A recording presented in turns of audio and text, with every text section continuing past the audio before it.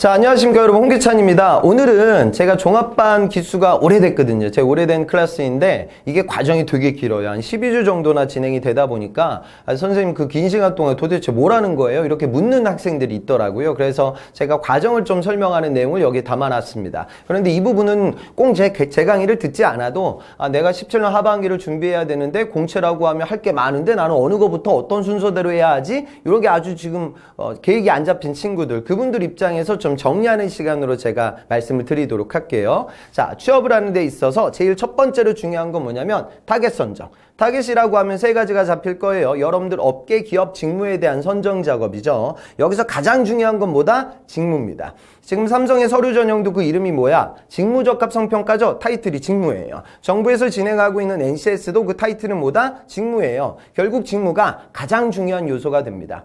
지금 삼성의 자소서 1번 항목이 뭐냐면 네가 왜 삼성에 지원하냐 이런 이유를 써야 돼요. 그럼 삼성전자 쓰는 친구들은 이번 17년 상반기 때 이 얘기 너무 많이 했어요. 대선 때도 막 이게 이슈였죠. 4차 산업혁명. 그러니까 삼성의 지금 뭐 3D 프린팅, IoT, 그다음 클라우딩, 빅데이터 이런 걸 보면 4차 산업혁명의 매개체가 될 수 있는 굉장히 훌륭한 회사라서 나는 지원할 거다. 뭐 이런 식의 논리 구조를 잡는데 이 구조는 네가 잘 나가니까 내가 거기다 밥숟가락을 놓겠다. 이런 논리로밖에 들리지가 않죠. 결국 여러분들하고 기업의 고리를 걸 때 해당 기업의 제품과 서비스보다는 직무로 고리를 거는 게 더 효과적이죠. 그러니까 DS에서 여러분 반도체 사업부에서 영업 마케팅을 한다. 그럼 여러분은 어때? 산업재고, 그 다음에 B2B, 그 다음에 해외 영업을 진행해야 되거든요. 그러니까 반도체 관련된 이야기를 많이 할 필요가 없어요. 내가 산업재 B2B 영업을 진행하기 위해서는 시장과 기업과 고객사를 정확하게 이해할 수 있는 그런 인사이트, 통찰력이 필요한데 이런 부분들을 함양하기 위한 어떤 도전들이 있었고 해외 영업을 진행하는 데 있어서 영어만 중요한 건 아니니까 무역, 거시경제, 통관 알아야 할 절차들이 있는데 이런 부분들을 공부하기 위한 어떤 투자 시간이 있어서 나는 B2B 영업 전략을 이해할 수 있는 그 이해도가 높고 해외 영업을 따라갈 수 있는 절차적 지식도 공부를 했어. 따라서 이런 능력을 집대성하여 삼성전자가 4차 산업혁명을 이끌어가는데 내가 어떤 방법론으로 기여하겠다. 그리고 나는 이런 직무 관련된 경험을 어떻게 발전시키겠다. 이런 설득이 더 여러분들한테 효과적이에요. 지금 현대자동차 2번 항목은 뭐야? 왜 현대자동차에 지원하냐 네가? 그럼 여러분들 현대자동차 지원하는 이유가 뭐죠?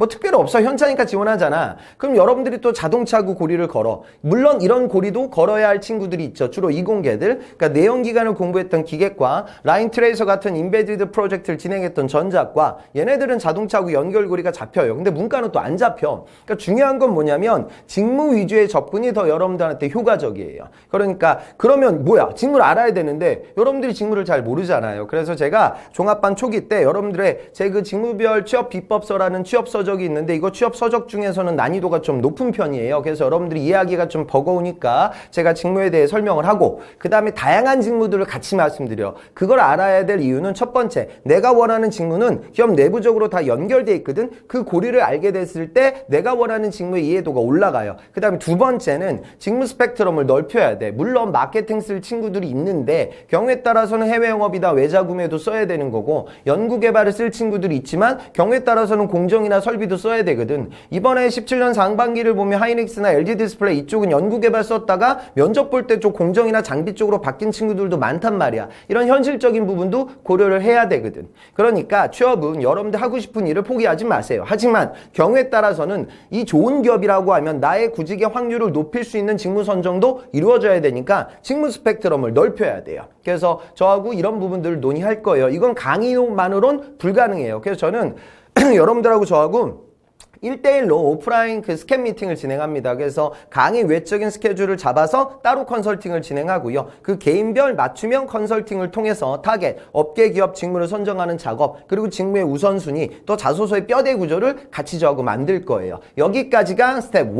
그 다음에 스텝 2로 넘어가면 이제 뭐 써야 돼? 자소서 써야 되겠죠? 요즘 자소서를 보면 저는 세 가지 트렌드가 있는 것 같습니다. 첫 번째는 예전부터 있었던 직무 위주의 내용을 많이 적어야 되고요. 두 번째는 CJ나 이랜드 뭐 이런 데서 실시하는 건데 여러분들의 히스토리가 아니라 그 산업과 기업에 대해서 제품과 서비스에 대해서 매장을 방문하고 이게 금융권 17년 하반기 때는 아마 제1금융권도 채용이 있을 텐데요. 뭐 이런 부분들은 매장 방문이나 지점 방문을 통해서 부가적인 추가적인 아이디어를 개진하게 되는 그런 항목들이 있어요. 그러니까 이런 부분들에 대한 대비. 세 번째, 저는 이게 17년 상반기 자소서의 가장 큰 트렌드인 것 같은데 현대자동차 1번 항목이 뭐야?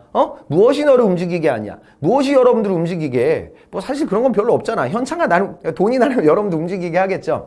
근데 중요한 건 그 무엇이 나를 움직이게 하냐 그 테마가 중요한 것이 아니라 제가 보기에는 이번에 현차는 1번 항목과 연결시킬 수 있는 PDF, 다시 말해 여러분들의 개인 포트폴리오를 낼 수 있는 기회를 줬단 말이야. 이번에 하나도 17년 상반기 이런 항목들이 나왔어요. 결국 과거에는 디자인 직군들을 쓰는 친구들이 준비했던 개인 포트폴리오가 일반 직군들을 도전하는 친구들에게도 횡전게 되고 있죠. 이게 쟤는 하반기 때 더 넓어질 것 같습니다. 이런 부분들을 준비해야 돼요. 그래서 우선 글을 잘 못 쓰는 친구들도 있으니까 강의 때 글 쓰는 방법론도 제가 설명드리고요. 그 다음에 업계 분석이라든가 어떤 과제 형식의 이 항목에 접근하기 위해서는 여러분들이 산업이나 기업을 알아야 되고 분석할 줄 알아야 되는데 그게 좀 약한 친구들이 있죠. 그래서 제가 산업과 기업을 분석할 수 있는 방법론을 수업 때 시뮬레이션 할 거예요. 그 다음에 이제 또 여러분들 포트폴리오 관련된 부분들, 그러니까 이런 부분들은 강의가 기니까 저하고 지속적으로 자소서나 포트폴리오 관련돼서 피드백을 주고받게 될 거예요. 이 과정들을 통해 여러분들의 자소서를 미리 만들어야 돼. 하반기의 특징이 뭐냐면 상반기는요 좀 천천히 진행되는데 하반기 때는 9월 달에 굉장히 많이 몰려요. 그러니까 미리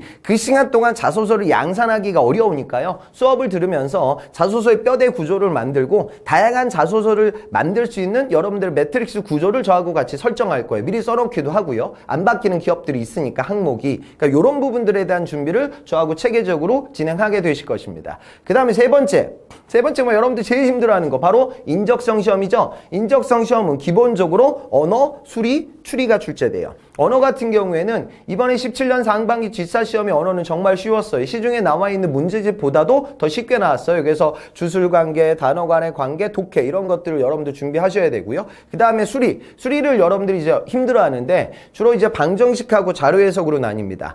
방정식은 맨날 나오는 게 똑같아요. 뭐 이번 속도 문제, 농도 문제, 이일률 문제, 증감 문제. 여러분들한테 무슨 2차 방정식 같은 거 풀게 만들지는 않아요. 여러분들이 끼끼야 푸는 건 그냥 중학교 수준의 산수 문제. 수학이 아니야. 산수야. 그러니까 문과 학생들이 이걸 두려워해요.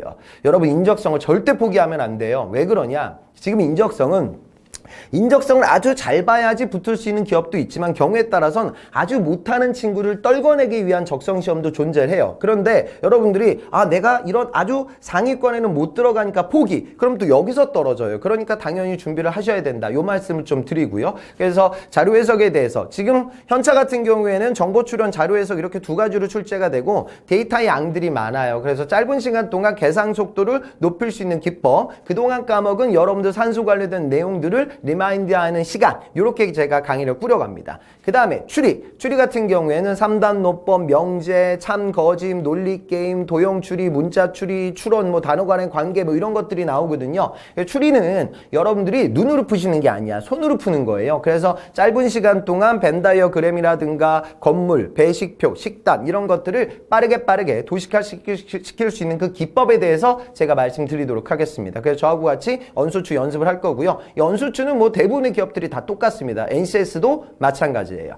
그 다음에 이제 또 한 가지가 뭐가 있죠? 시각적 사고가 있죠. 시각적 사고는 삼성 같은 경우에는 유형의 폭이 넓어요. 한 9가지 정도 유형으로 출제가 되는데 이번 17년 상반기는 되게 쉬웠어요. 종이 접기 문제는 여러분들이 제일 힘들어하는데 16년 하반기에는 이걸 접은 다음에 뭐 돌렸는데 이번 상반기에는 아주 쉬운 수준으로 출제가 됐습니다. 그래서 여러 가지 유형들을 제가 빠르게 풀 수 있는 기법에 대해서 말씀드릴 거고요. 그 다음에 LG나 뭐 포스코나 두산 이쪽은 현대도 그렇고요. 알고리즘식으로 출제가 돼요. 그러니까 비교를 통해서 참 거짓으로 보내서 도형이라든가 도식들을 추론하는 방법론에 대해서 여러분들이 연습을 좀 해봐야 돼요. 그래서 이 부분에 대해서 말씀드리도록 할 거예요. 그 다음에 이제 직무상식은 세 가지 유형이야. 첫 번째가 경제경영, 그 다음에 과학 IT, 그 다음에 역사 같은 경우에는 이번에 뭐 삼성이 17년 상반기에 루터에 뭐 95개조 반박문 그거하고 한글 창제 뭐 이런 거 이거 뭐냐면 이제는 한국사만 나오는 게 아니라 한국사, 중국사, 세계사를 좀 연동시켜서 시대순으로 나열하는 것들을 출제하고 있거든요. 그래서 너무 여러분들 걱정하지 마세요. 주로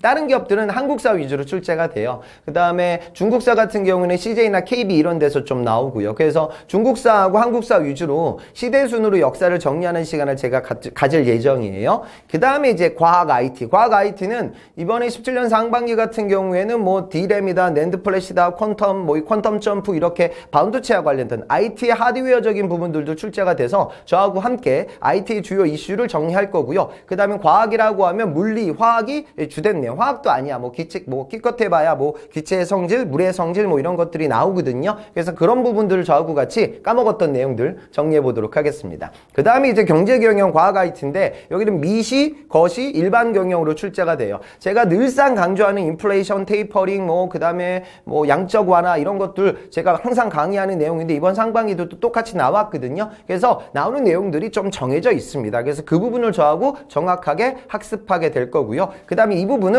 인적성뿐만이 아니라 여러분들 중에 금융권 논술이라든가 공기업 면접이라든가 또 임원 면접장 가서도 물어봐. 뭐 트럼프노믹스가 우리 기업에는 어떤 영향을 미치겠습니까? 이런 거 면접장에서도 임원분들이 묻거든요. 그래서 그런 내용들의 기본적인 자양분을 만드는 시간으로 제가 깔끔하게 정리를 해드리도록 하겠습니다. 자, 여기까지가 인적성. 마지막 단계가 뭐야?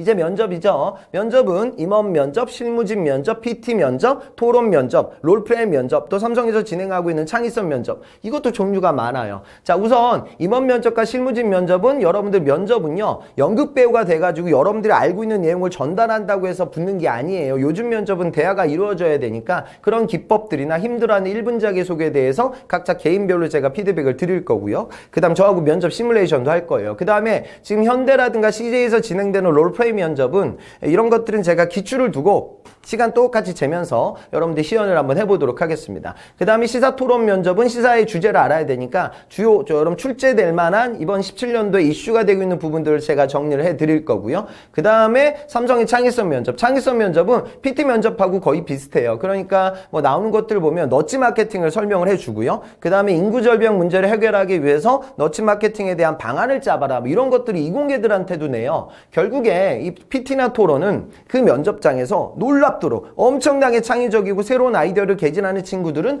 없어요. 그러니까 제가 항상 강조하는 건 저는 PT 면접을 제일 중요시하게 생각하는데 결국 툴을 써야 돼요. 그러니까 분석 기법들, 마케팅, 뭐 식스시그마, 품질, 뭐 기획 이런 데서 쓰는 경영 분석 기법들이나 품질 관리 기법들을 적용시켜가지고 PT를 해야 돼. 그래야 논리력이 올라가고 전달력이 올라가고 PT도 쉬워져요. 그래서 그 기법들에 제가 초점을 맞춰 기출을 시뮬레이션 하는 시간을 갖도록 하겠습니다. 그 다음에 마지막에는 저하고 모의 면접도 진행을 하고요. 그 다음에 과정이 다 완료되고 나서는 인적성 모의고사를 볼 거예요. 그래서 개인별로 나의 실력을 가늠할 수 있는 성적표도 배부를 해드리도록 하겠습니다. 그렇게 12주가 이제 꾸역점 짜여져 있는데 이것만으로는 부족해요. 그래서 저는 우선 별도 보강들을 여러 번 할 거예요. 그래서 여러분들 현직자 OB 특강을 진행합니다. 그래서 최근 입사한 재학생들을 불러서 그룹의 이슈, 최근 그 산업의 이슈와 그 다음에 채용에서 중요했던 팁들을 공유하는 시간을 제가 가질 예정이고요. 그 다음에 뭐 롤플레이 면접이라든가 이런 그 알고리즘식의 그 기법들, 그러니까 제가 지금 G3 모의고사도 출제하고 있고 LG 인적성 책도 출제하고 있는데 이런 부분들은 별도로 좀 12주만으로 부족해서 제가 따로 보강도 한번 할 거예요.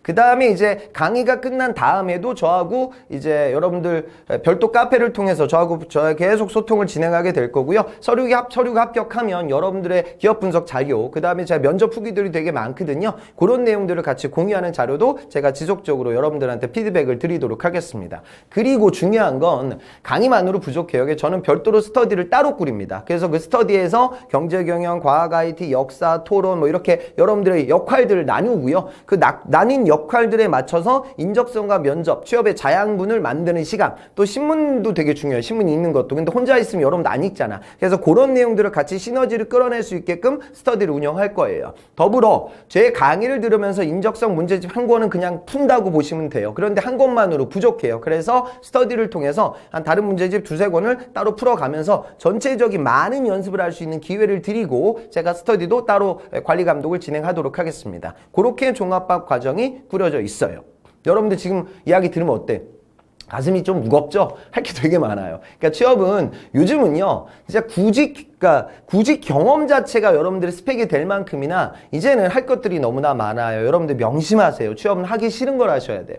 그러니까 여러분들 준비를 할 때 어학 좀 점수 따고 직무 분석하고 자소서 쓰고 면접하고 이런 것들을 따로따로 이렇게 진열형으로 준비하게 되면 어느 한쪽이 앞단에서 무너지고 이게 지연되게 되면 전체적으로 다 딜레이 되면서 공채 도전을 잘 못하게 돼요. 그래서 이런 것들을 패러럴하게 병렬로 쭉 끌어가야 되는데 종합반은 취업의 모든 과정들을 커버하고 있기 때문에 이런 부분들을 저하고 같이 꾸려갈 거예요. 그래서 여러분들의 준비할 될 부분들을 폭넓게 준비할 수 있는 시간으로 제가 과정을 잡아놨습니다. 그래서 그런 부분들을 여러분들 생각을 해보도록 하시고요. 그 다음에 하반기 같은 경우에는 상반기보다 좀 많이 뽑습니다.